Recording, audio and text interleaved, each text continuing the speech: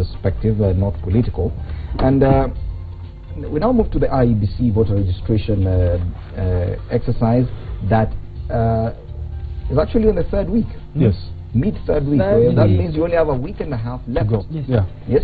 But I believe Kenyans are last-minute guys. And unfortunately, Brian, that will not work this time around, because you've been informed that the machines they're using to register voters have a capacity and there's issue. A timetable in the way and they cannot take numbers beyond a certain limit. Threshold, but let's take a look at the numbers now, and that's the main point of focus, because we've managed to make it a crisis to say that the voter registration should net 6 million new voters against a potential of 9 million. And if we don't do that, it appears to be a crisis. Everyone has gone out to try and mobilize people to register as voters, forgetting about the doctor strike, forgetting about the lecturer strike, forgetting about the drought situation.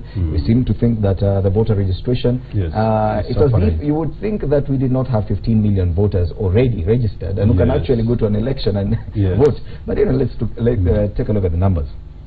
1.5 million voters.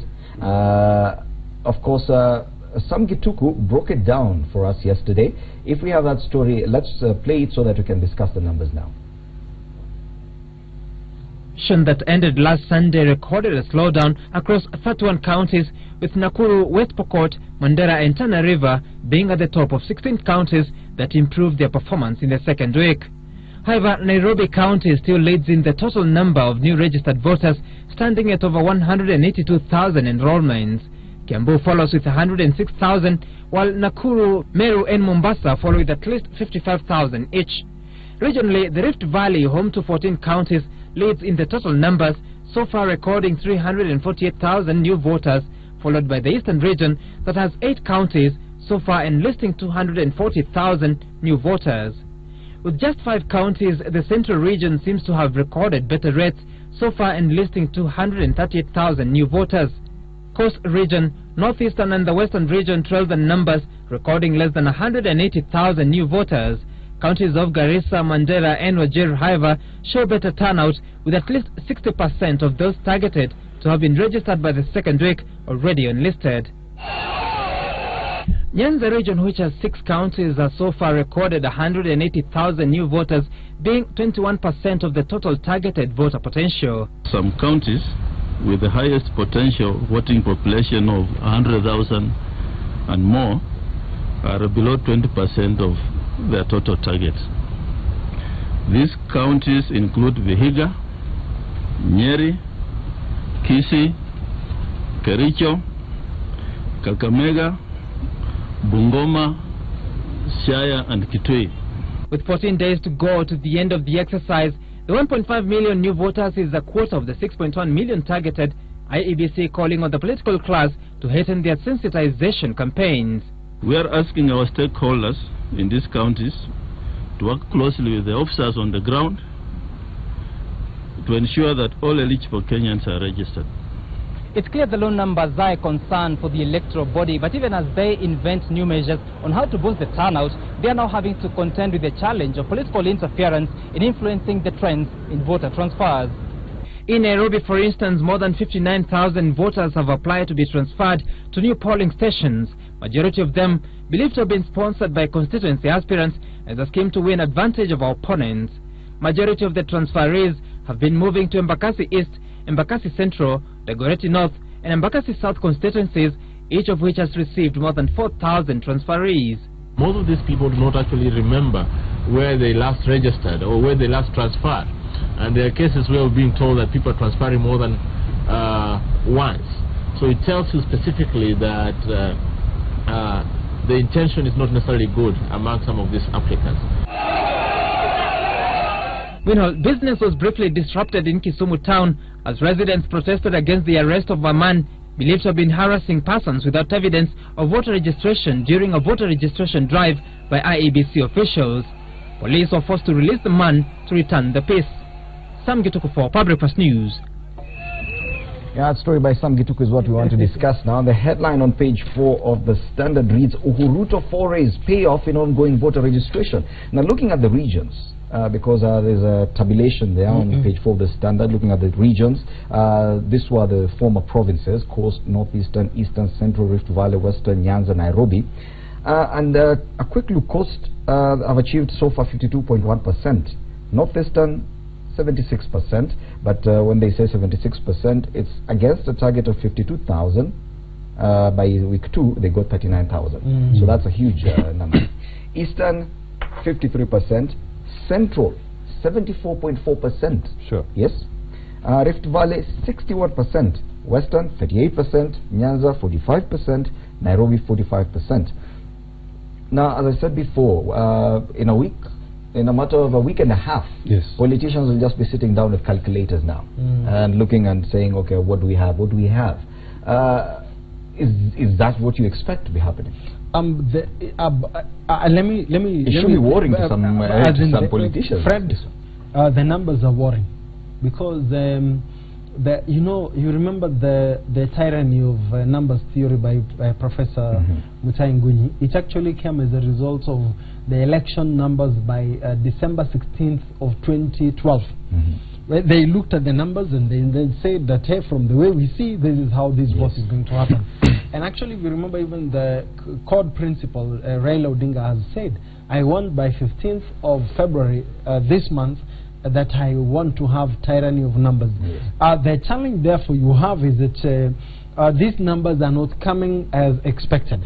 So the question is, why are people not registering? Are there intrinsic issues that, or underlying factors that people are disturbed? Either people are not inspired by either side of the divide, or there are other issues that are pressing to Kenyans that they feel they are not being addressed. So for me, if I was to advise, when my thinking was that when the IEBC amendment bill, the one that was the elections amendment bill was taken through the National Assembly and the Senate, for me, if I look at it, I think Jubilee theory was we pushed through this in Parliament, and then they knew that the voter registration was going to take place within this month, then have the opposition possibly demonstrate or oppose this, lose focus, and then miss the voter registration. Then what happened is that the opposition was rightly advised that, hey, this is a rope that you're being given, you're going to hang yourselves.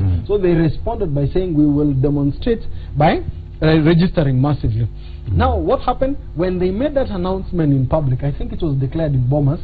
This is what Jubilee has done. They actually have all the rank and file, because after the president, the deputy, the PCSs, you see all the way to directors, people are on the ground.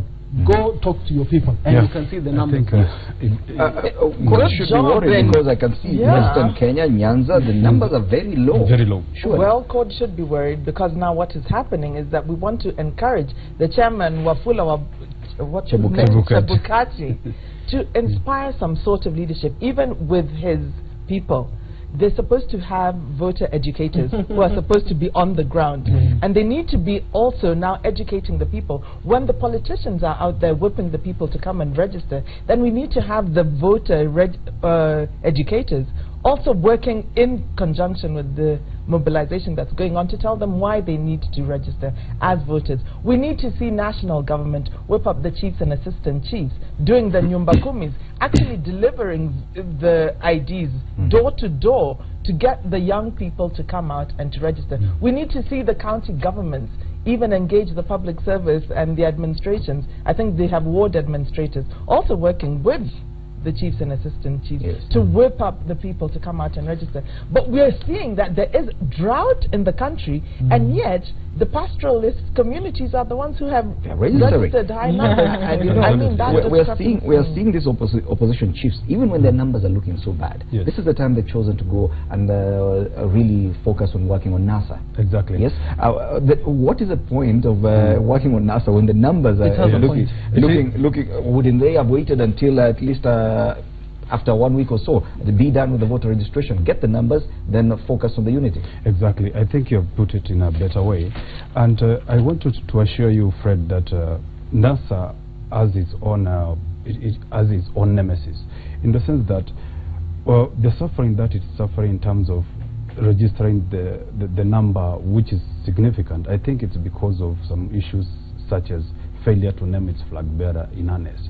This is because people are having that voter apathy by the fact that we do not know, by the way, who is going to be our presidential candidate. There are those who are waiting for the candidate to be named so that they can make their decision whether to vote because of some issues that actually Kimosop. Of course, Kimosop discussed about that, and he said there are other underlying factors that perhaps we need to dig deeper and understand what is this eating people, that they are not, you know, nationalistic enough or patriotic enough to participate in an electoral process like this one. And again, I will tell you that if you look at the numbers that Jubilee perceived strongholds has actually been able to hit, it's high. And you said whether you asked whether this is a worrying trend. To me, it's not a worrying trend, because the numbers that we have gotten so far, 1.5, is just an addition to the pre-existing ones, and therefore it is just capping on what we have in the back. My worry is not even my worry. I'm saying it should be a worry for the opposition, because their perceived strongholds are recording lower numbers in comparison to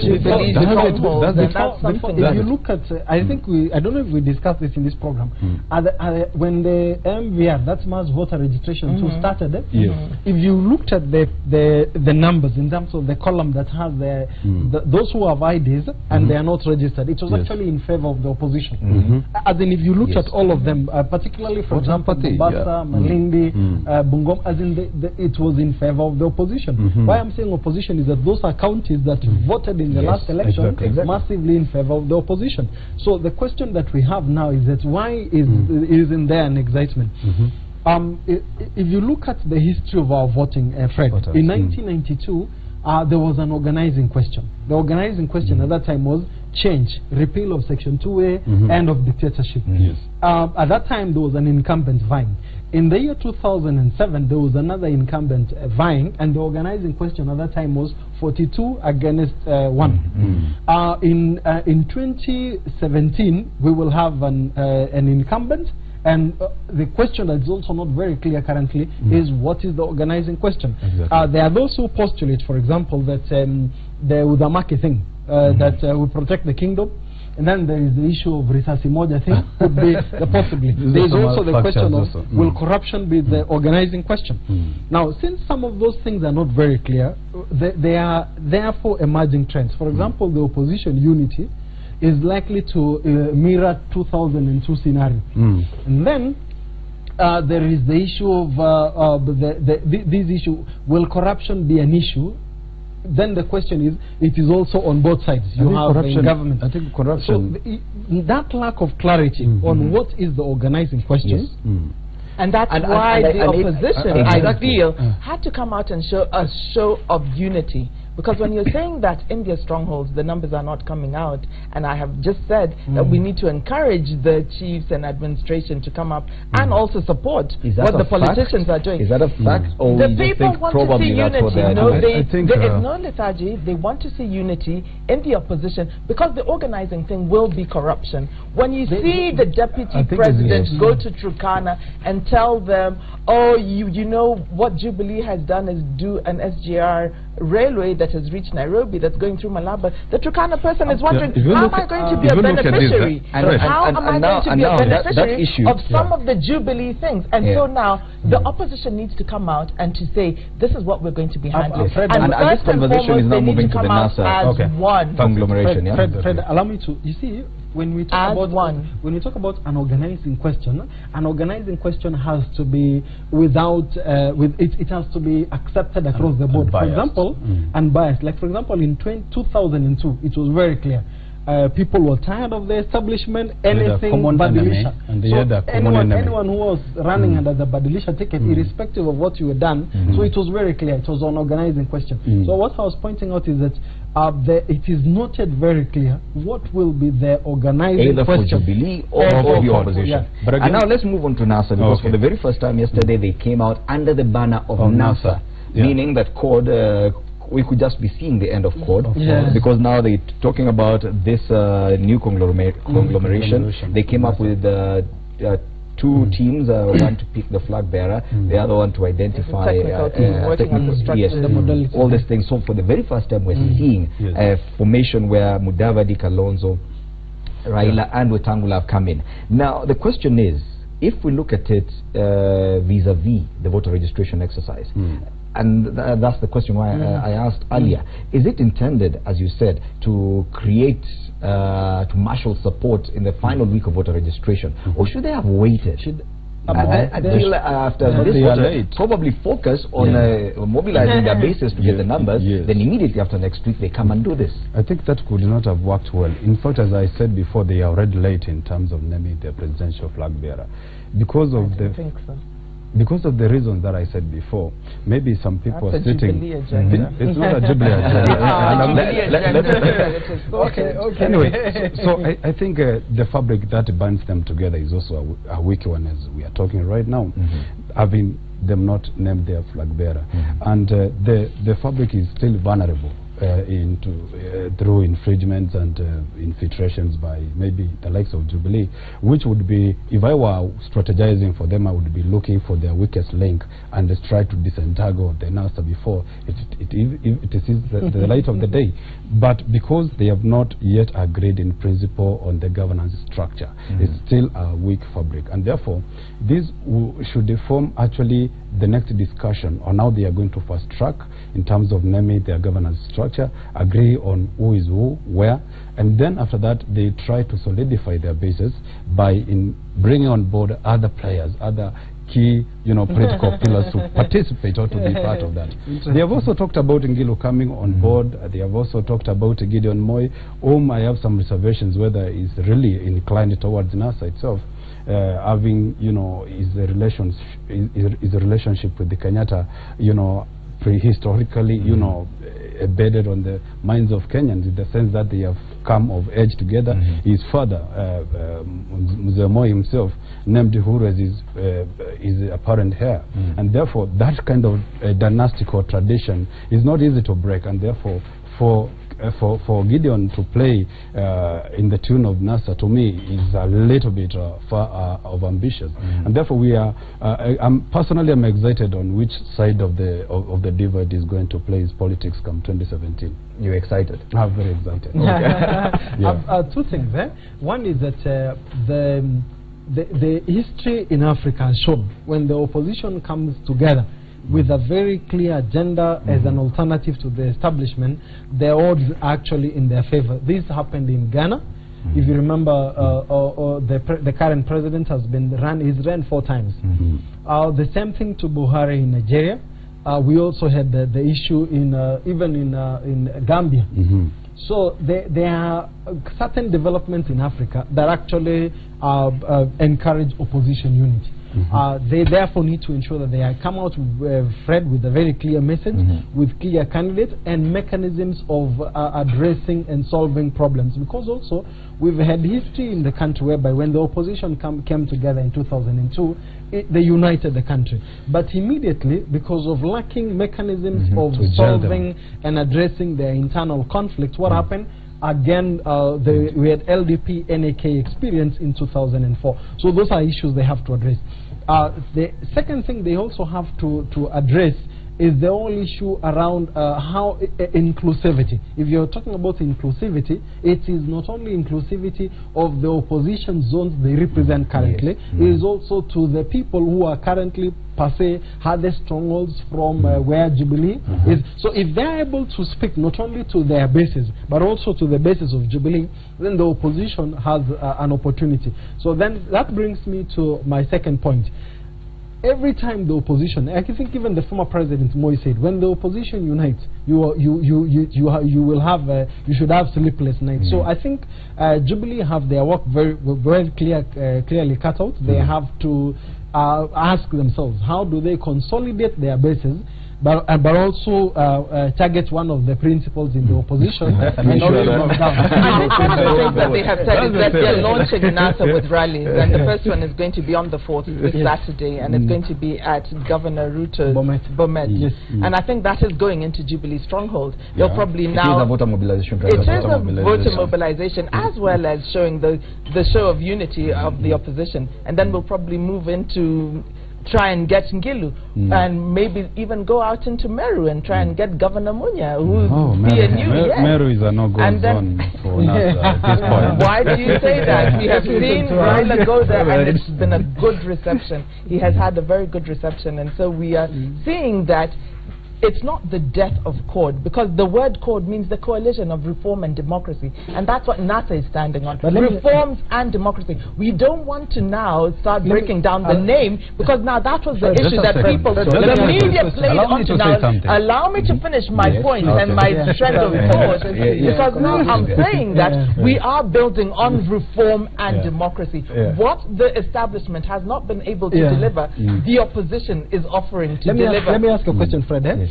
CORD has been there for the past 4 years. And actually, one thing you give credit for them is that for the first time you've had an opposition that has stuck together that long. Now, Musalia Mudavadi has been out of the scene. Musalia Mudavadi, just allow me, Musalia Mudavadi has been out for 4 years. And then in less than 3 months, he comes up with NASA. With an hidden what agenda? has he done that has been able to, NASA to be able to be the hence the formation of a committee of experts who are going to be interrogating the structure. So because we do want structure. Because we don't want we don't know what the name is all about. What we're saying is that the structure should be able to deliver to us a place where the opposition can come together and to see our way forward. We don't want a situation where we're having a UDF that collapses on us and throws out the leadership out. We don't want a NASA party that is registered and we don't know its formation. So we do have a committee that is working on the structure that is going to be open to welcome all opposition parties to come in and to begin to move as one. It is okay, fine. I do agree with you, and that's the right way to go for NASA in terms of coming up with the governance structure that they would want to see or unveil to the people there. But wait until the likes of Kalonzo Musyoka and Mudavadi, until the time their issues or interests are not fully catered as they would expect, and you'll start seeing some cracks within that. And that's what they have. Are they going to consider their own weaknesses and hatred within each other? Let me say, ladies and gentlemen, unfortunately our time is up. We have to end this news review. I know unfortunately, my director we have to way to go. Ladies and gentlemen, we have to give way for Cheche. We have to give way for Cheche. Udwa Kamimo, Mutegi Njau and Charles Odhiambo will be hosting Philip Morgor, the presidential candidate for the UDM party. I want to thank my panelists. I know that discussion, when it gets political, it gets very interesting. Thank you so much, Cynthia Mutere, governance analyst, Brian Mutie, governance expert, and of course Vincent Kimoso, policy analyst. It was good to have you on this panel. We should have a similar panel at least next week to discuss your politics. That has been Power Breakfast. We now want to give room to Cheche, but before that we'll continue enjoying some music from Legacy Band. From me, my name is Fred Indimuli. Good morning.